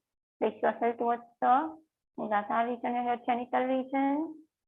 Yes, make sure that your knees are parallel to each other. After having a good balance, if you're not able to balance yourself, you can take a support of the wall. You can then perform. Now, after having a good balance, raise your both hands from sideways. Hands above your head, biceps touching your ears. Namaskar Mudra. Stay there. 1, 2, 3, 4, 5, 6, 7, 8, 9, 10, 11, 12, 13, 14, 15. Slowly and gradually bring your hands down. Bring your legs down. Release and relax completely. Now, this Vrikshasana helps us to make a good concentration. Our concentration increases, our legs muscles and also our hands muscles are strengthened. Cross your both legs, raise your both hands from front side, parallel to shoulder. Slowly and gradually try to sit down. Extend your both legs in front. Now we'll perform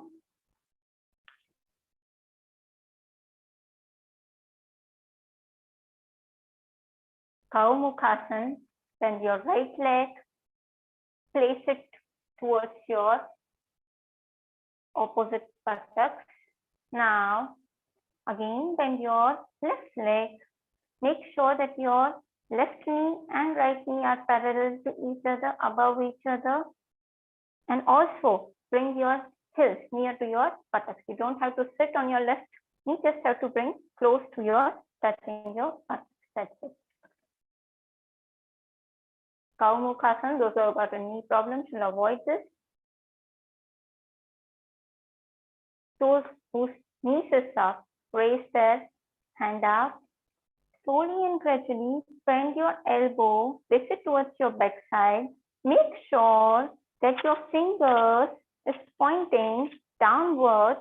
Now, slowly and gradually bring your right hand down from backside and try to grasp your fingers. Make sure that your back is straight. Stay there.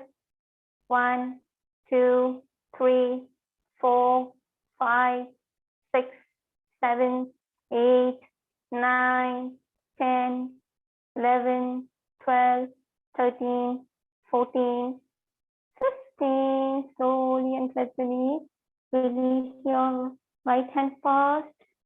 And get that first side and straighten your elbow of your left hand. Bring it down. Release and relax completely. In the same manner, we will do with another side. Extend your both legs. Now bend your left knee at first. Place your left knee under heel under your right buttocks and your right leg. Make sure that your both knees are parallel to each other if possible. Your right heel should be besides your buttocks. You don't have to sit on it. Now raise your right hand at first. Hands above your head, biceps touching your ears, and your elbow downwards and your fingers pointing downwards towards your crown, and then bring your hands backside, left hand backside to clasp your both hands and look straight. Stay there. 1, 2, 3, 4, 5, 6, 7, 8, 9, 10, 11, 12, 13, 14, 15. Slowly and gradually release and relax. Release your left hand first. Bring it forward. Make sure and slowly and gradually extend your right hand. Elbow straight and slowly and gradually bring it down. Release and relax. Cow Mukhasana. Extend your again legs in front. It helps to expand our chest, respiratory related problem is revealed.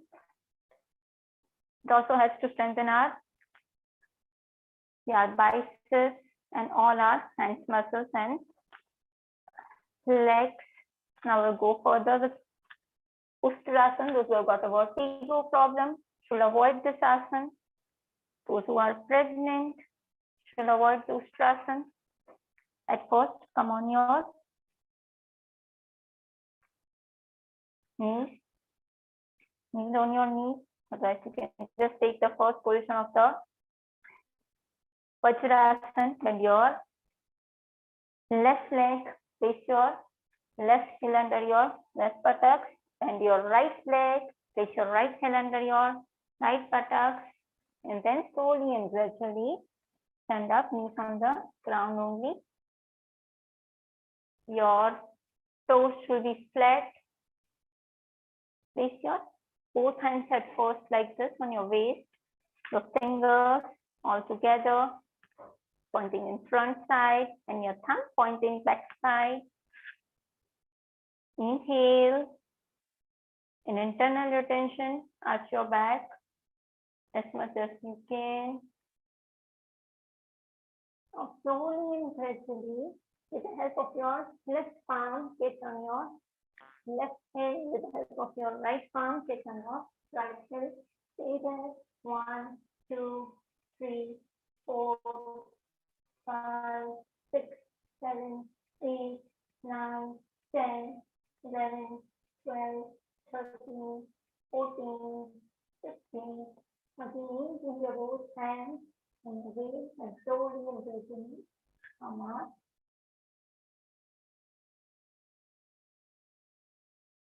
Release and relax. Slowly and gradually sit down. Extend your legs in front.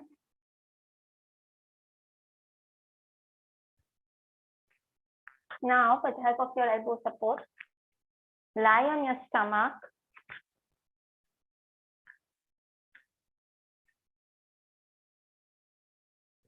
Your chin on the ground. Place your both palms beside your chest. Bring your both legs together.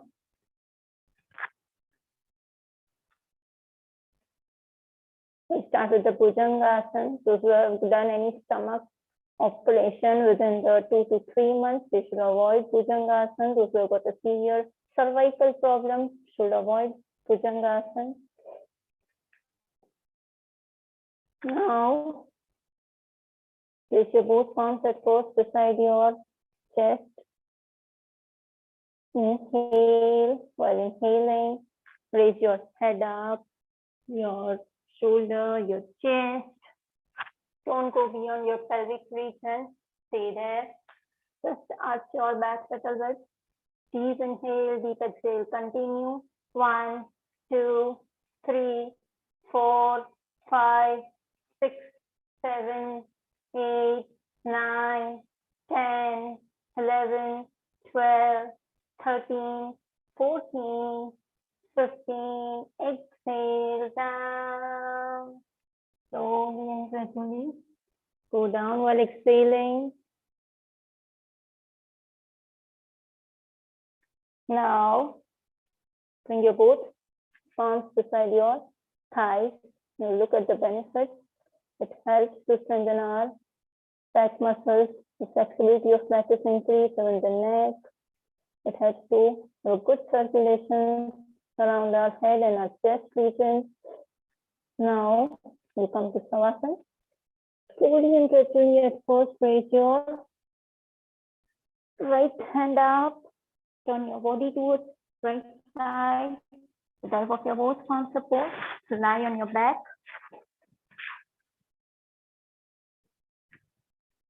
Legs wide apart. One set, your hands away from your body, palms facing towards roof. Tilt your head either on right or on left, whichever is comfortable to you. Just close your eyes. Deep inhale, deep exhale, continue. Relax, for a while. Make a slow movement of your toes. Try to bring your consciousness on your toes.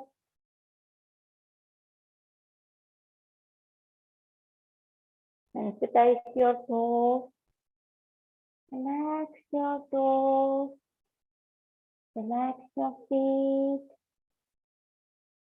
Relax your ankles. Relax your calf muscles. Relax your kneecaps.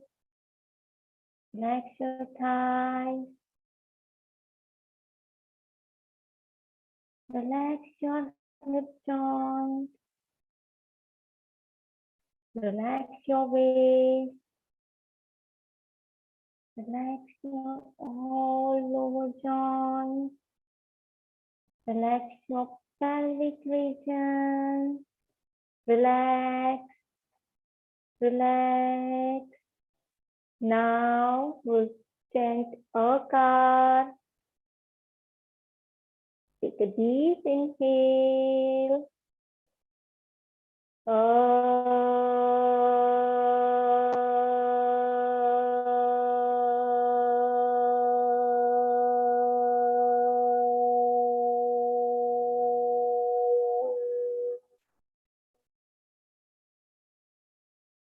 Relax completely. Now slowly and gradually bring your consciousness on your navel region. While inhaling, slowly and gradually bring your tummy up. While exhaling, tug it inside as much as you can. Relax your navel region. Relax completely. Bring your consciousness on your back. Relax your lower back. Try to relax all the vertebrae, joints of your back. Relax your middle back. Relax your upper back. Slowly and gradually sensitize your fingers. Make a slow movement of your fingers. Relax your fingers. Relax your palms. Relax your wrist. Relax your forearm, your arms. Relax your elbows. Relax your biceps. Relax your triceps. Relax your shoulder blades. Relax your chest. Relax your neck. Slightly tilt your neck towards your right side. Bring it towards your center. Then tilt it towards your left side. Relax. Relax your middle body completely. Now we'll chant with Ukar. Take a deep inhale.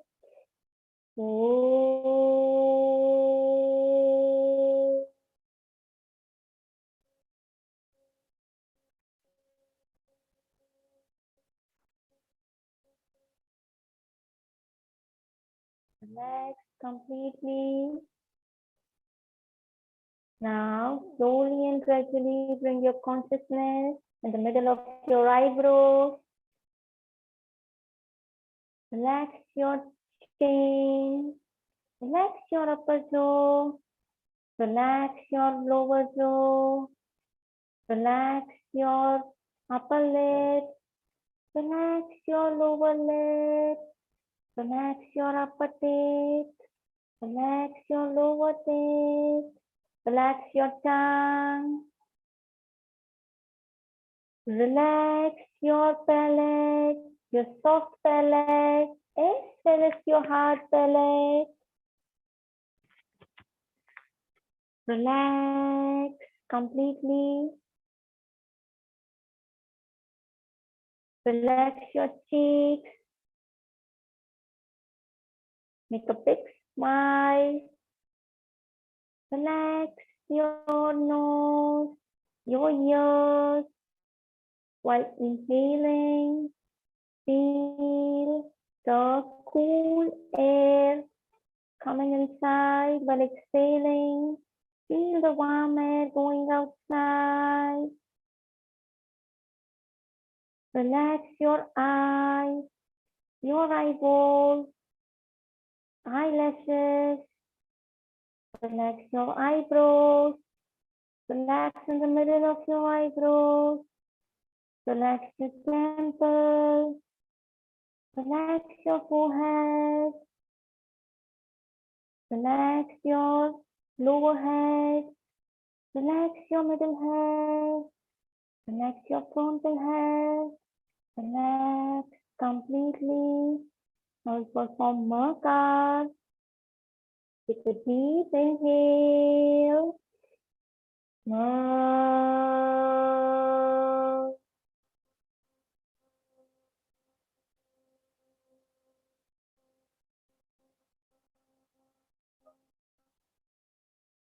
Relax your whole body.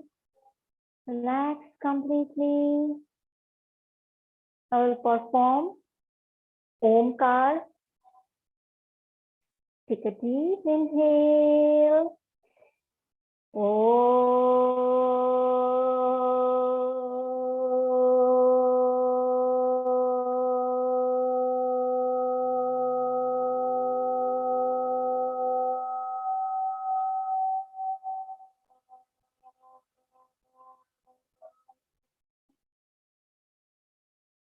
Relax yourself completely, slowly and gradually.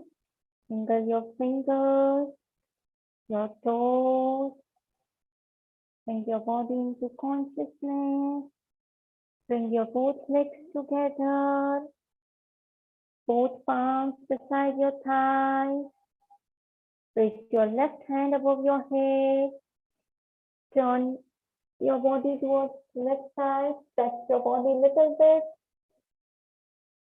And then turn your body towards left side. With the help of your both palms support, slowly and gradually try to sit down.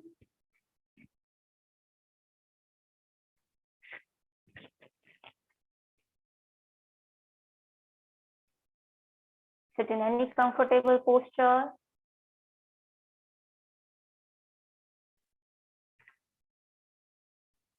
Whichever is comfortable to you, both hands Dhyan Mudra. On your knees, press your thumb and your first finger. This will perform one round of Brahmani Pranayam and Nadi Shodhan. At first, the Nadi Shodhan one round. Pranam Mudra of your right hand, your thumb. Slowly and gradually bring your first two fingers down and your ring fingers and your middle and your last little fingers outside and your thumb outside. We'll perform Nadi Shodhan all together. And left hand Dhyan Mudra. Just touch the tip of your first fingers towards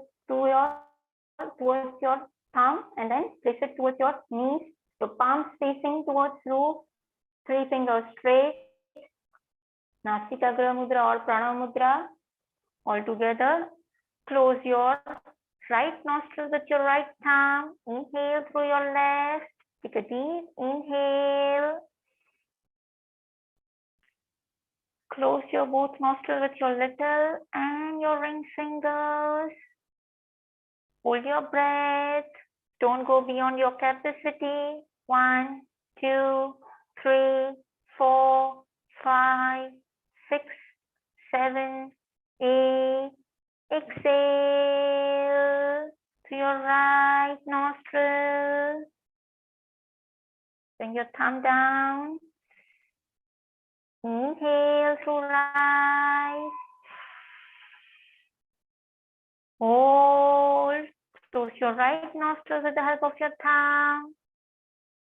Hold up to your capacity. 1, 2, 3, 4, 5, 6, 7, 8. Exhale through your left nostril. Bring your little and fingers away from your nostrils. Inhale through left. Hold, close both nostrils. 1, 2, 3, 4, 5, 6, 7, 8. Exhale through your right. Your thumb away from the nostrils. Inhale through right. Hold, close both nostrils. 1, 2, 3, 4, 5, 6, 7, 8. Exhale through your left nostril. Release and relax. Bring your right hand Chara Mudra down. Relax completely. Now we will perform Namri Pranayam. At first, place your both thumbs on your earlobe. Just press your earlobe little bit. Place your first 2 fingers on your eyes. Place your ring fingers on your upper lid. Place your little fingers on your chin. And make sure your teeth is away from each other. Your tongue on your palate. We'll perform Makar. Inhale, then exhale through Makar. Take a deep inhale in.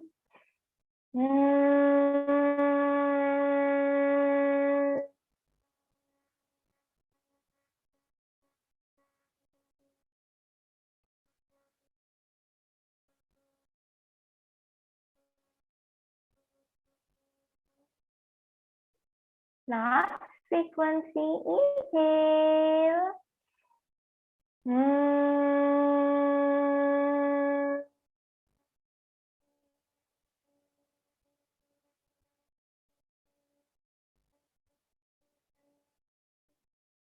Release and relax completely.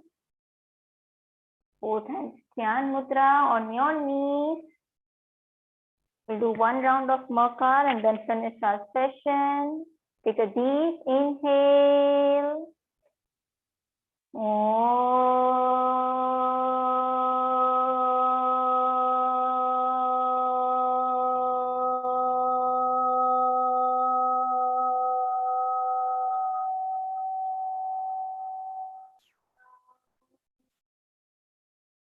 Slowly and gradually join your both palms in Namaskar Mudra.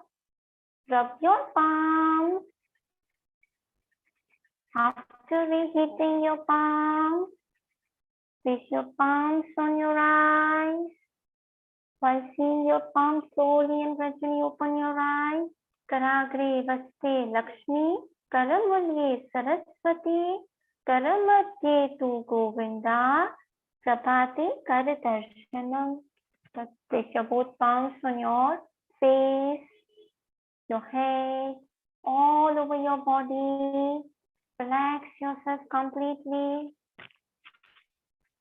Hey Bhagwan, everyone.